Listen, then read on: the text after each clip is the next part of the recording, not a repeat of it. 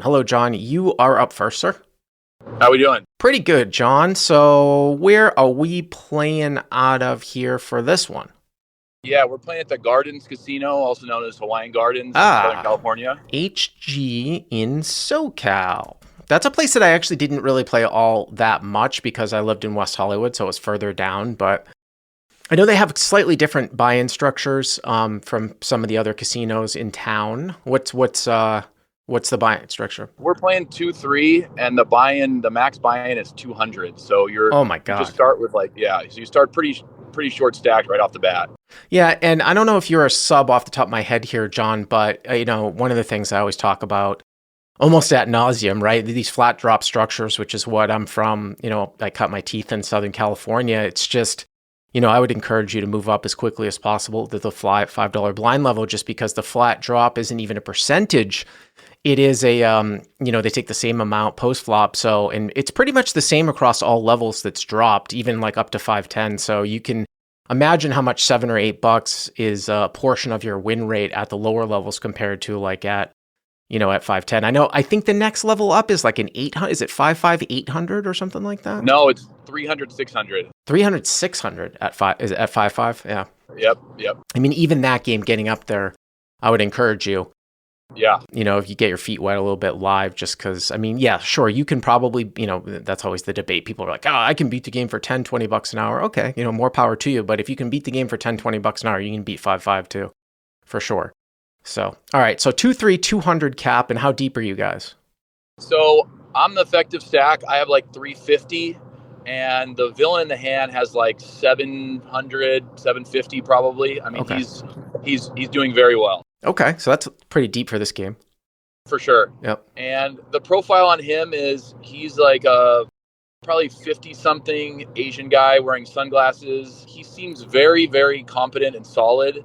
He's raising, he's 3-betting, he's check raising, but he always has it when he's doing this. Like every time he's rolled a hand over where he's been very aggressive in a pot, he's always had it. So I have him, and I've played with him for several hours and, several times. So I know that he's a good, solid player. He doesn't really seem to get out of line very much. Yeah, I mean, that's actually a pretty good way to approach this game. Pretty much 90% value oriented. Okay, so 350 effective. Okay. Yeah. So I'm in the cutoff. I have queen 10 of diamonds. There's a middle position limp. I raise it to 15. And the villain is in the big blind. He calls, and then the middle position limper also calls. So you go to 15 with queen 10 of diamonds in the cutoff over a mid position limp. The big blind calls and the limper calls. What do you usually open to just if there was no limpers? What's the standard open size in this game? I mean, everybody's different. Some people will do 10, some people do 15, some people do 20. I usually start with 13. And then if there's one limper, I'll go to 15. If there's a couple limpers, I'll go to 20. If there's a ton of limpers, I'll go 25 or 30. So you're adding like $2 over the top of a limp. Okay. So it looks like the pot's going to be 45. And this is exactly what I'm talking about. People aren't familiar with California. What will happen now at 45 is they'll take 6 plus 1 for the bad beat jackpot. And then what do they take? 1 on turn and 1 on river? No, they take 5 and 1 right off the bat, and then if it goes to the turn, they'll take an extra 6. So they automatically take 2 every hand, no matter what. Right. 1, yeah. So it's 6 and then 7 total. And maybe at the 5.5, maybe they take an extra $1 on the river too. I know they snuck that in or something. I think it's only $1 more at the 5.5 level. Which is crazy. All right, so probably like $40 to the flop. Okay. Yeah. Mm-hmm. Okay, so the flop comes 10 of spades, 9 of hearts, 2 of clubs. All right, so you flop top pair. Yep. So it checks to me, mm-hmm. and I bet 25. Big blind calls, and the other guy folds. So big blind calls, who's the villain, fold. You go 25 on 10, 9 deuce. No flush draw out there. I honestly, at this level, it's certainly, you don't have to play balanced at all. The pot's kind of small. 25 is fine. You're going over half the size of the pot. I just feel like if you flop top pair or better, I might even go close to full pot. And of course, it's better to unblock top pair. The fact that you have queen 10 means it's less of a chance. Like I'd rather have kings or aces here. You might run into some kicker issues here as well, specifically with queen 10, right? Because you might be up against king 10 or ace 10, but we'll see. Yeah, I just thought that I just wanted to charge all the draws, and there's going to be a lot of cards that I'm not going to like to see on the river. So I wanted to get some value right then Right. and see what happened on the turn. Okay, so now the pot is like $90, right? Correct. Okay. Correct. Turn is the three of spades. Three of spades, okay. So that brings in a backdoor flush draw, but it's pretty much a blank to me. Oh, yep. And so since I had seen no pushback on the flop, it got checked to me by him again, and I bet 50.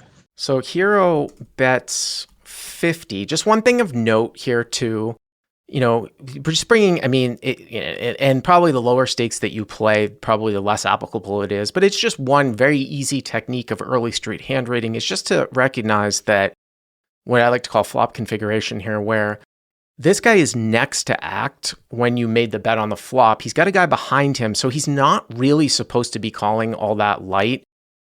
Not calling with like ace deuce or something like that. Whereas if he was closing the action, he could. Now you go 50, which is just over, 2/3 the size of the pot. It's interesting. I still might go a little bit on the larger side here, definitely with overpairs for sure. But I'm just a little bit concerned about the fact that, you're really only beating Jack 10 right now as a V-pipped 10x. So you go 50, okay? Yeah, my thinking was, at this level, the turn is when everyone wants to check raise when they've got it. And so I figured if I went bigger, I'm just burning money if he's got two pair or a set or even, an aggressive guy with ace 10 or something like that. And so I figured a little over half pot, and he's only going to call if he's worse. And he's probably going to raise if he's better, unless it's maybe king 10 or ace 10. King 10 and ace 10 will probably just call. Yeah. All right. So you go 50. Okay. Yeah. And he tanks for a little bit while, and then he ends up making the call. All right. Big blind calls again. And now you are at 190. And I'm pretty sure this isn't, I'm just going to think ahead here. I'm going to give you like a river, even though I think there's something different that happens if I remember correctly. But say the river was like, let's say the river like pairs the 3 or it pairs the deuce, or it's an inconsequential card here, like a 4. I would say maybe like a 4 or a 5, something like that. And then he checks to you again. What would you do? Getting ready for this call, I was thinking about cards that I would have bet the Go river. for 3 streets. Yeah. Yeah. And I was thinking a 3 or a 2 would probably be the only 2 cards, because everything else is straight draws, 2 pairs, and I'm just not that strong. But he's shown no pushback at all. Honestly, though, I think a 4 through even a 6 brings in 7, 8, but a 4 or a 5, sure, it brings in a straight, but remember, there's no flush draw on the flop, so he can't really have 5, 6 or whatever the other straight 4, 5 on 10, 9 deuce rainbow. He's not calling the flop there, so I think that anything below a 5 actually would be a brick. So. But then we're also getting back into, does he have king 10 or ace 10? Because yeah, right. Yeah, I think queen 10 is close. I think king 10 is definitely a bet because you beat queen 10 and jack 10.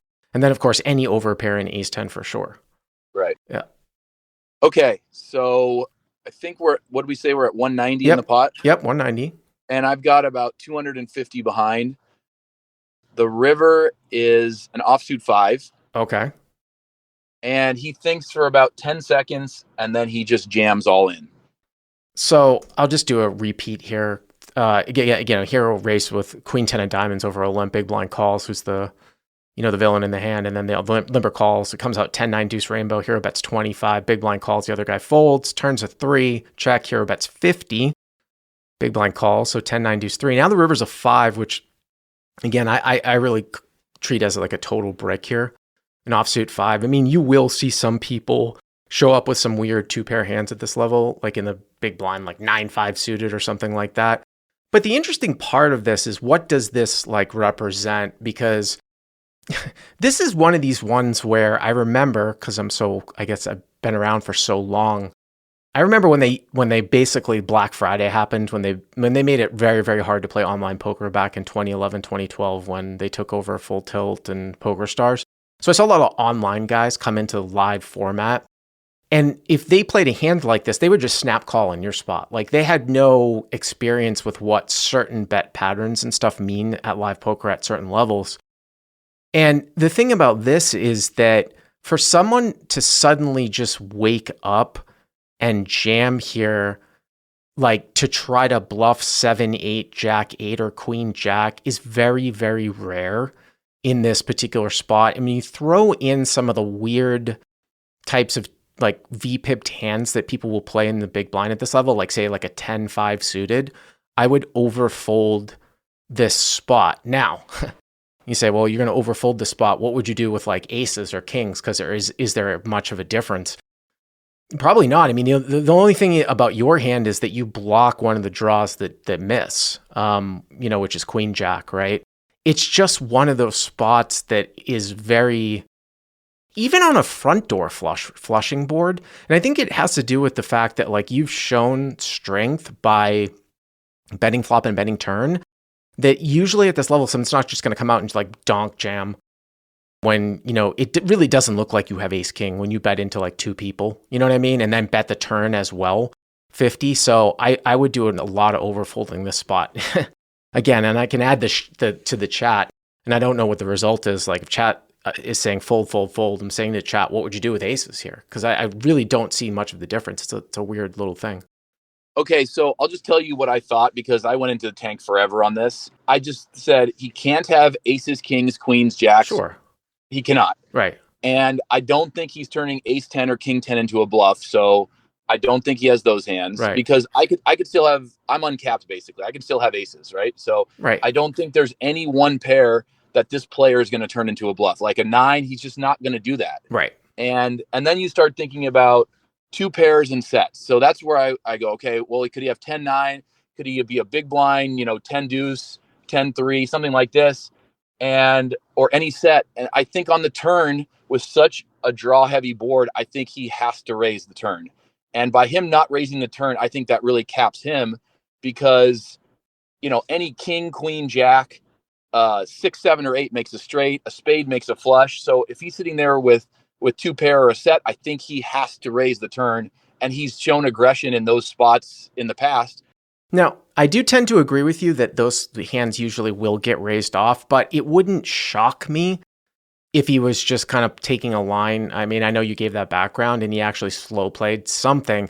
And I agree with everything that you've said. So then it's like, well, what does he have? Then it's like, a 2 pair that a 5 fit into. It doesn't make any sense that he's got some sort of straight. Could he possibly have called down with 5-5 like twice as well? When you kind of package it the way that you do, and I don't disagree with anything you say, it's a very, very narrow value range for the villain if we think that he's raising off 2 pair plus by the turn, because the 5 doesn't really interact with anything on the river. So then but I still don't, I still probably, even with that being said, I think I still probably fold here. So I was like going over ace 4, could he possibly have like the one combo of ace 4 of spades?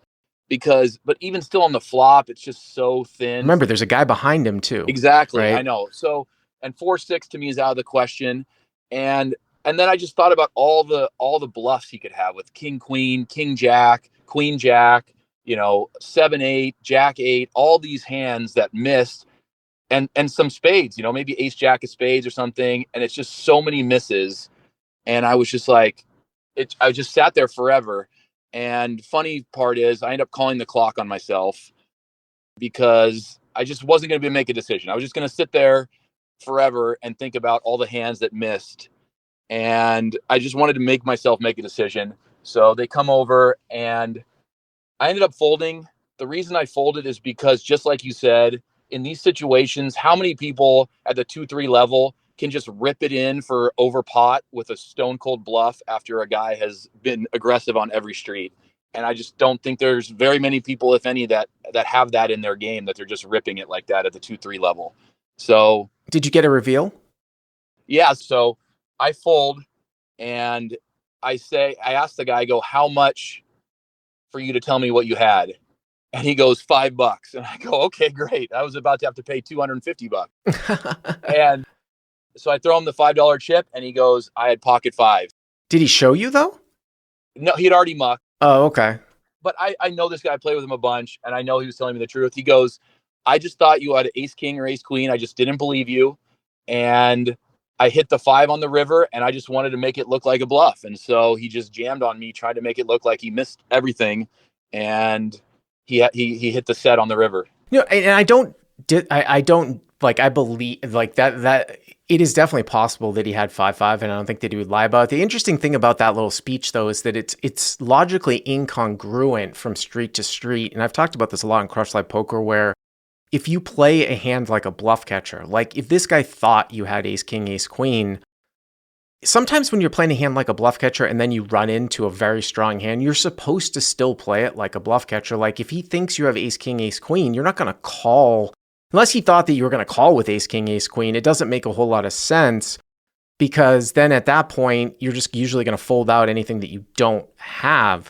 And it would make more sense if he thought you were bluffing with like queen, jack, king, queen to let you, bet again. So it's a little bit incongruent in logic, but I appreciate the call. Thank you very much. By the way, how much would you have paid up to, just out of curiosity? I think if he, for the hand? Yeah. Oh, probably like $10 or something. Oh, okay. That's it. But I'm saying if he just bets, probably 100 or less on the river, I probably snap call. Right. So I got a little bit greedy. He lost a lot of value with that too. All right. Well, thank you very much for the call. I appreciate it.